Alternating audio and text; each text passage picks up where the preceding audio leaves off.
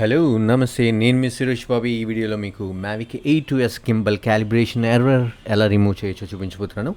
ఇది 40011 అని చెప్పేసి ఒక ఎర్రర్ వస్తూ ఉంటుంది మీ స్క్రీన్ మీద.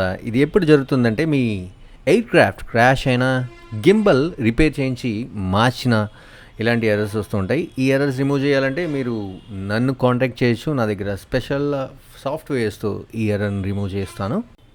ఇప్పటి వరకు నా ఛానల్ని సబ్స్క్రైబ్ చేసుకోకపోతే తప్పకుండా సబ్స్క్రైబ్ చేసుకోండి.